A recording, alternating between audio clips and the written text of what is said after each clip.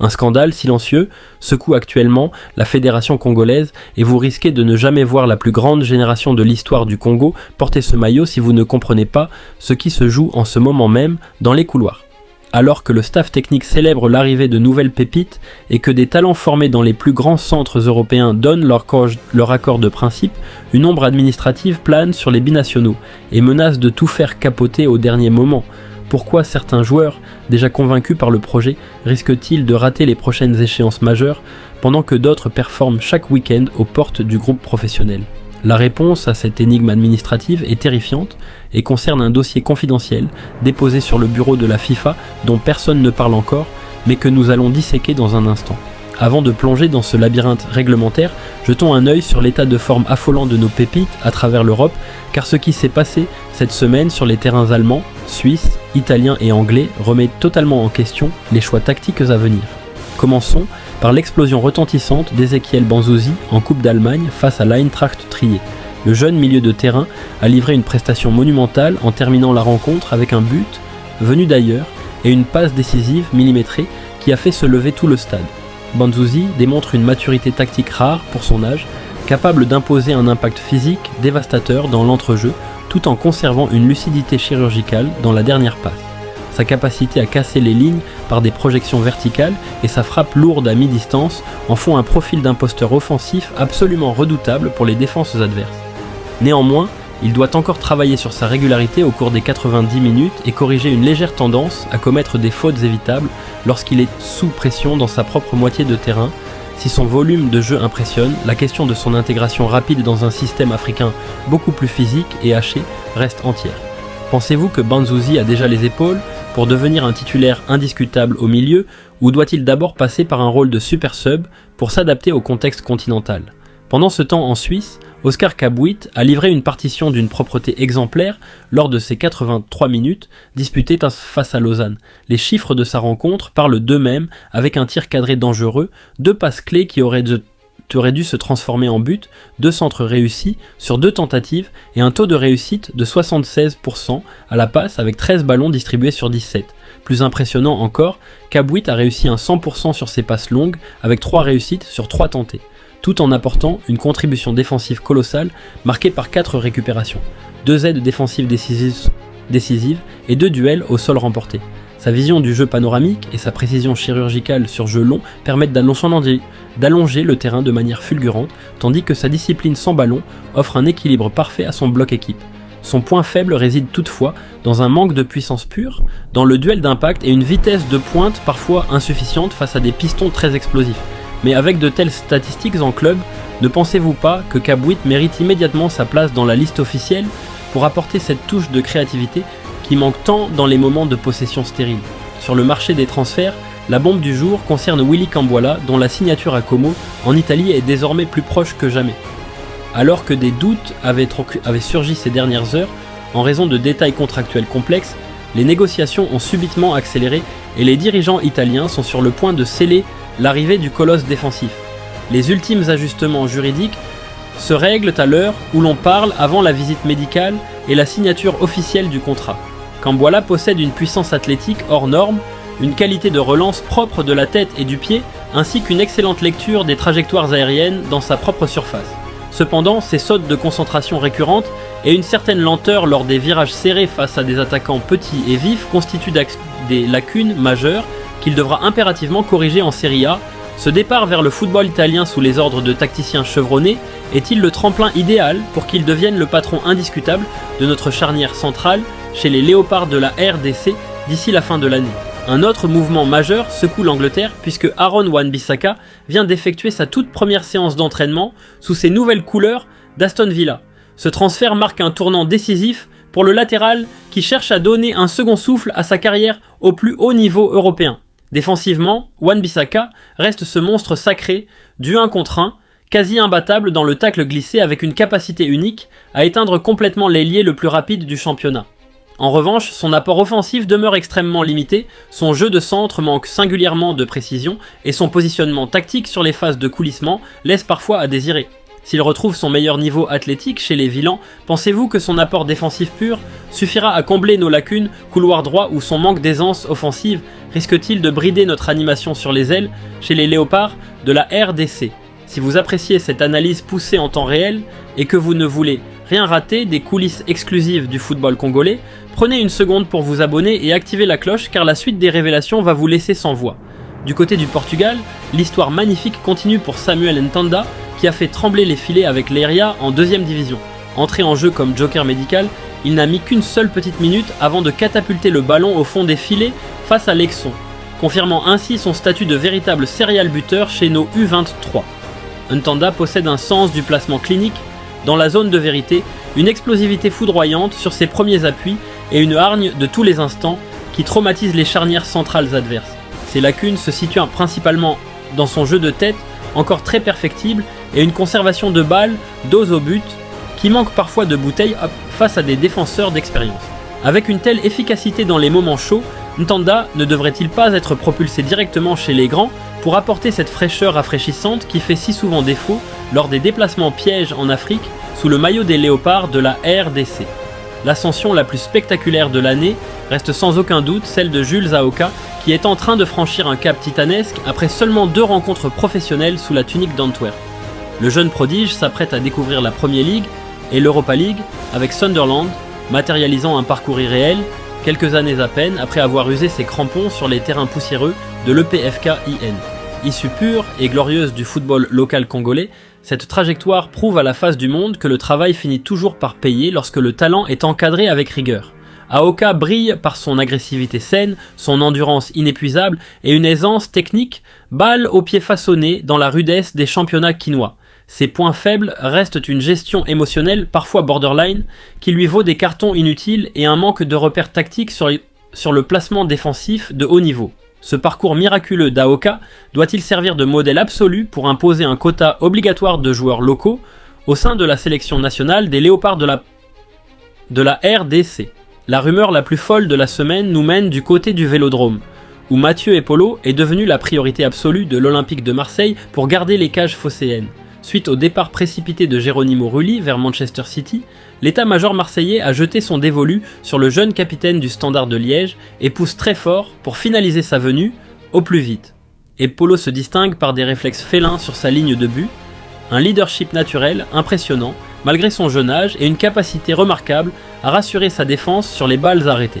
Cependant, son jeu au pied, sous grand pressing, manque encore de sérénité et sa prise de décision sur les sorties aériennes, loin de sa ligne, reste parfois hésitante. Le piège marseillais et son contexte ultra brûlant constituent-ils le meilleur choix pour sa progression ou risque-t-il de se brûler les ailes avant d'avoir pu s'imposer en équipe nationale des Léopards de la RDC?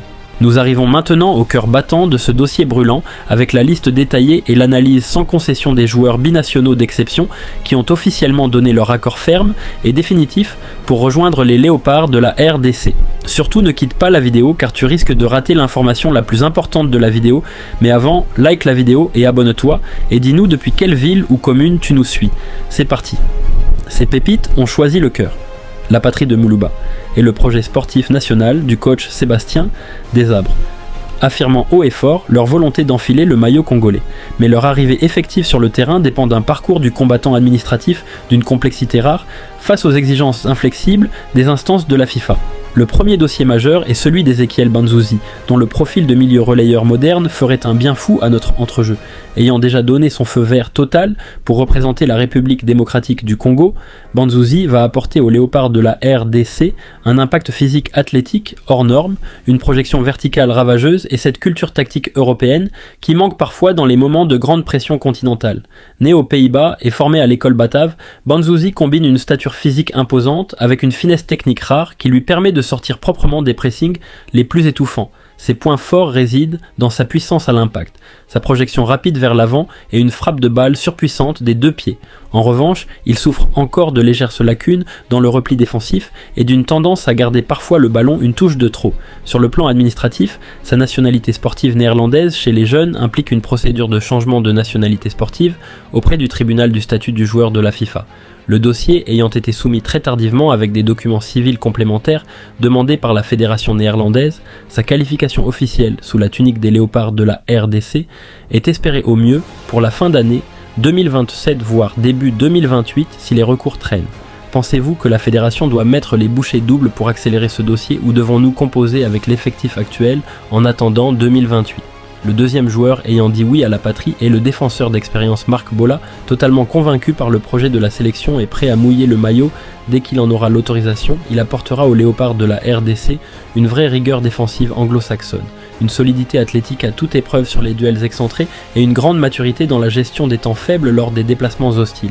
Ancien pensionnaire des divisions anglaises et rompu aux joutes physiques intenses, Bola apporte un profil de latéral gauche moderne capable de verrouiller son couloir tout en apportant un soutien offensif continu. Ses points forts sont sa vitesse de pointe dévastatrice dans le couloir, sa solidité dans le duel en 1 contre 1 et une excellente qualité de centrage à mi-hauteur. Ses points faibles se situent au niveau de son placement sur la couverture axiale lors des diagonales adverses et d'une discipline tactique parfois fluctuante quand la fatigue s'installe. Concernant sa situation administrative avec la FIFA pour rejoindre les léopards de la RDC, Marc Bola bénéficie d'un dossier relativement simple puisqu'il n'a jamais représenté l'Angleterre dans des compétitions officielles A. Sa validation administrative est une simple formalité d'enregistrement, d'éligibilité par filiation directe. Les supporters peuvent être rassurés car son arrivée effective chez les léopards de la RDC est programmée pour courant 2027 dès les prochaines fenêtres internationales après la validation du passeport biométrique. Bola est-il selon vous le latéral gauche titulaire qui nous manquait pour stabiliser définitivement notre défense à 4 ? Le troisième joyau de cette liste n'est autre que le jeune prodige Djorti Mokyo. Le joyau a officiellement donné son accord de principe pour intégrer le rassemblement congolais. Séduit par la vision du staff technique, Mokyo apportera aux léopards de la RDC une qualité de relance spectaculaire depuis le milieu, un calme olympien sous le pressing adverse et une créativité balle au pied capable de métamorphoser notre transition offensive. Évoluant principalement au milieu de terrain où sa vision du jeu et sa qualité de passe font des merveilles, Mokyo possède une aisance technique naturelle qui lui permet d'édicter le tempo d'un match à lui tout seul. Ses points forts reposeront sur une qualité de relance exceptionnelle sous pression, un sens de l'anticipation hors du commun et une polyvalence tactique lui permettant d'évoluer en sentinelle ou en relayeur. Toutefois, son jeune âge se traduit par un déficit d'impact physique pur face à des milieux athlétiques et une relative naïveté dans l'engagement défensif. Sur le plan administratif FIFA, le cas de Mokyo est extrêmement délicat en raison de ses sélections multiples avec les équipes de jeunes belges et des récentes directives sur la protection des mineurs binationaux. La procédure de changement de nationalité sportive pour revêtir le maillot des léopards de la RDC nécessite un accord tripartite complexe et des preuves de résidence familiale. Par conséquent, il ne faut pas s'attendre à le voir jouer pour les léopards de la RDC avant la mi-2028 au plus tôt, le temps que toutes les commissions de la FIFA tranchent définitivement. Avez-vous la patience d'attendre 2028 pour voir ce phénomène guider notre milieu de terrain ou craignez-vous un revirement de situation d'ici là ? Le quatrième nom qui fait rêver tous les passionnés est celui de Stephy Mavididi. L'attaquant britannique a validé son envie de représenter le Congo à l'échelle internationale et a manifesté son enthousiasme à l'idée d'écrire l'histoire du pays. Mavididi apportera aux léopards de la RDC un pouvoir de déséquilibre dévastateur sur les ailes, une efficacité chirurgicale en contre-attaque et une capacité à faire sauter les verrous des blocs défensifs très regroupés. Formé en Angleterre et passé par de grands clubs européens, Mavididi est un attaquant polyvalent capable d'évoluer sur tout le front de l'attaque avec une préférence marquée pour le couloir gauche. Ses points forts sont une accélération foudroyante dans les 30 derniers mètres, une capacité d'élimination en 1 contre 1 déroutante et une finition clinique devant le but. Ses points faibles résident dans son manque d'implication dans les tâches défensives collectives et une certaine inconstance mentale lorsqu'il est appris en individuel par des défenseurs rugueux. Sur le plan administratif, sa situation vis-à-vis de la FIFA pour arborer les couleurs des léopards de la RDC est en excellente voie. N'ayant joué que pour les catégories de jeunes anglaises sans cap senior officiel, son dossier de changement d'association sportive est déjà bien avancé auprès des organes juridiques. Si les derniers extraits d'état civil de ses parents sont validés sans réserve dans les 3 prochains mois, Mavididi sera officiellement sélectionnable dès le début de l'année 2027 pour porter l'attaque congolaise vers de nouveaux sommets. Son duo potentiel avec nos attaquants actuels peut-il devenir le plus redoutable d'Afrique dès 2027 ? Enfin, le 5e joueur d'exception à avoir donné sa parole d'honneur pour rejoindre les léopards de la RDC est le jeune phénomène Paris Brunner. le prodige allemand a affirmé sans détour sa fierté de choisir la patrie de ses ancêtres, malgré les sollicitations intenses des sélections européennes. Brunner apportera au Léopard de la RDC un instinct de tueur dans la surface de réparation, une présence athlétique impressionnante face aux défenseurs rugueux et un mental de gagneur façonné par les plus hauts standards allemands. Vainqueur de trophées internationaux majeurs chez les jeunes et considéré comme l'un des avant-centres les plus prometteurs de sa génération, Brunner apporte un profil de renard, des surfaces combinées à une puissance physique impressionnante. Ses points forts sont un sens du but exceptionnel, un jeu de tête tranchant et une agressivité constante pour harceler les relances adverses.